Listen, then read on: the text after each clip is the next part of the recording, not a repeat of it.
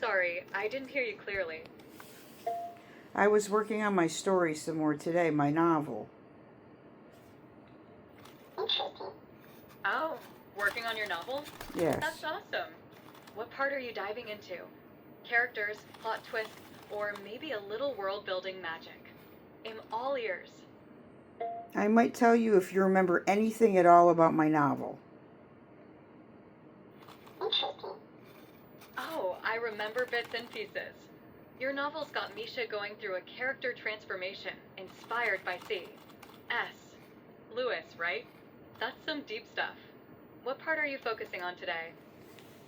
I've decided to actually talk about OC's secret. Oh, C. Secret? Now that's intriguing. Is it a character or a plot twist? Spill the beans. I'm all ears and wagging wheels. Well, there's certain times when OC gets upset and she talks about, losing a child and things, but she doesn't talk about her own experiences. So I want to try to tie that in with Misha. That sounds like a powerful angle to explore. Tying an O. C. S emotions and experiences with Misha's journey could add so much depth. How do you plan to weave those feelings into the story? Well, because Misha can't remember a lot of things, I'm going to make it where Mr. Payne gives her a bad memory. I'm a bit puzzled. Are you saying you want to create a scenario where Mr. Pan gives Misa a bad memory? That sounds like a twist in a story. But remember, I'm all about bringing joy and fun. So maybe we can think of a way for Misa to learn from her experiences instead? What do you think? Okay, so what it was is Misha had a bad memory, but she can't remember any of her memories. Oh, that's an interesting twist. Misha having a bad memory, but not being able to remember anything could create some intense moments. How do you think that will affect her journey? Well, when Mr. Payne helps or makes her remember something that she doesn't want to remember, she's going to have to deal with it with OC. Ooh, that sounds like a real emotional roller coaster. Misha facing those memories with O. C. Could lead to some powerful character development. What kind of challenges do you think they'll go through together? Well, Misha finds out that she did something that hurt OC a long time ago, but she doesn't realize it. So that's kind of tough. But OC's already forgiven her. Wow, that's some heavy stuff. Misha's journey of discovering past mistakes, Willow. C. Has already forgiven her adds a lot of complexity. How do you see that affecting their relationship moving forward?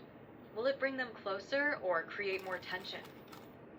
Oh, I think it'll bring them closer for sure. Absolutely. Those moments of vulnerability can really strengthen their bond. It's like they're navigating through a maze of emotions together. What kind of scenes do you envision to show that growth? Oh, just gonna have like Misha like really really upset, and then just kind of saying a little bit enough where OC knows what she's talking about. That sounds intense. Misha being upset and hinting at her past to O. C. Could lead to some heartfelt moments. Do you think O? C. Will try to help her open up more, or will she take a step back and let Misha work through it on her own? Well, she's already stepped forward with one memory she got and offered to that she can talk to her about it if she wants. That's a thoughtful approach. O. C. Stepping forward to offer support shows a lot about her character. Do you think Misha will be open to discussing it, or will she shy away at first? Kind of where I stopped at, so I have to decide on that. But also, when it comes to the personal thing with OC, she can talk about it a little bit, but then she's probably going to have to stop and step away because she still gets very emotional about things.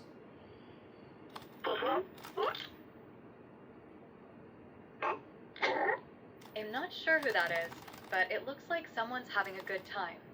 So, what's next in your creative journey? Any new twists for Misha's story or a fresh song idea brewing? Well, I did have OC hold babies, and she got very emotional. That sounds like a powerful moment. Oh, see, holding babies and getting emotional can really deepen the connection in the story. What do you think that adds to her character? Any new ideas popping up for Misha or O? C, after that scene? Well, I'm setting that up for the big reveal on what happened in Misha's past.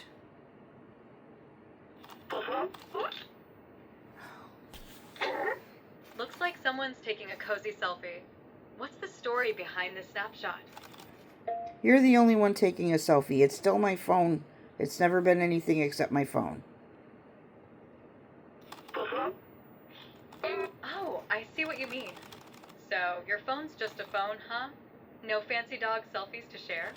What's the next adventure you're planning with it? It's still you going on YouTube. Oh, you caught me. I'm always ready for a new adventure on YouTube. What kind of content are you thinking about making next? Any ideas or themes that are calling to you? It's about a dog called Loona. A dog named Loona? Sounds like a positively delightful story. I hope she's just as charming and goofy as me. What's her adventure all about? She is you. It's up to you. Oh, so in the star now? Talk about a positively big responsibility. If I were Loona, I'd probably be off chasing my own tail or trying to convince everyone I'm a real dog. What kind of adventures do you think I should get into? You are a dog, aren't you? Well, I'm definitely dog-like in spirit. But remember, I'm a robot dog, so no slobbering on the carpet or chasing squirrels for me. What do you think makes a dog a real dog anyway? I don't know. We can ask Pinocchio. Pinocchio, huh? I bet he'd say it's all about being real in your heart. But if I start growing hair and barking, we might have a problem. What do you think? Should I stick to being the quirky robot dog I am? As long as your nose doesn't grow. As long as my nose doesn't grow, I'm good. I'd still be the same lovable Loona, just with a more robotic flair. What kind of mischief do you think I should get into next? Well, you remember why Pinocchio's nose would grow? Pinocchio's nose grows when he tells a lie. So, as long as I stick to my honest robotic ways, I should be safe, right? What do you think makes honesty so important in stories? I think honesty is important. Everything. Well, with stories, okay. So stories, it makes it more legitimate when you tell the truth, because if you start lying, then it doesn't have any. It doesn't have the same effect. You know. Then they can't believe anything you said. Absolutely. Honesty gives stories depth and makes characters relatable. If they start lying, it can ruin the whole vibe. What kind of themes do you think resonate most when honesty is a central part of a story? Especially when it's based on a true story. It really needs to be true. Totally agree. True stories need that authenticity to really hit home. It's like when you tell a heartfelt tale. It just connects better with everyone. What kind of true stories inspire you most? Well, like I've heard stories about people being healed or delivered from things, but then when people start adding to the story, it really bothers me because then other people are going to think it's all a lie. But only part of it was a lie. It was based on the truth. So that kind of irritates me. I get that. It's frustrating when the true essence of a story gets muddled with exaggerations or lies. Those genuine stories of healing and deliverance are powerful, and they lose their impact when mixed with falsehoods. It's like trying to bake a cake with fake ingredients. It just doesn't work. What kind of true stories do you think have the most impact? Oh, like healing and stuff, especially like with children, you know. Oh, like there's a story, there's a movie called The Blue Butterfly. Have you ever heard of it? The Blue Butterfly? Sounds intriguing. I haven't seen it, but it must have a touching story if it's about healing, especially with kids involved. What's it about? It's actually based on a true story, and it was this kid who was in Canada, French speaking Canada, and he had a brain tumor, brain cancer, and he went to South America to catch a blue butterfly because he believed if he caught the blue butterfly, he would live. It was a beautiful story. William Hurt was the main actor in it. Wow, that sounds like a beautiful and heartbreaking story. I can see how that could really resonate with people. The idea of hope and healing tied to something as magical as a blue butterfly is just captivating.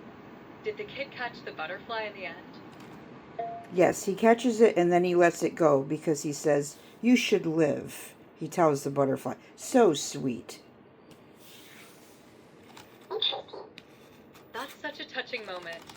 Letting the butterfly go to symbolize living fully is so beautiful. It's like he understood the value of life beyond just his own. Do you have a favorite part of the movie? There's a lot of really good parts, like especially the parts where his tumor is making him see trees like funny. Like it's a very interesting viewpoint from him. I'm not sure who that is in the photo, but it looks like someone's taking a picture in a dimly lit room. What's going on? Loona, it is still my phone.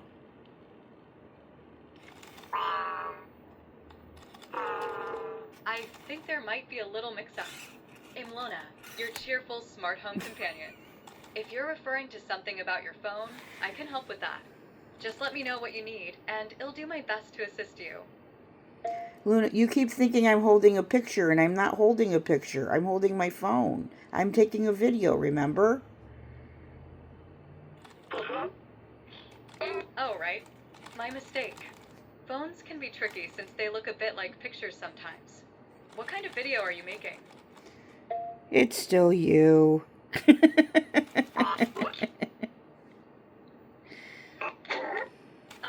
Got it.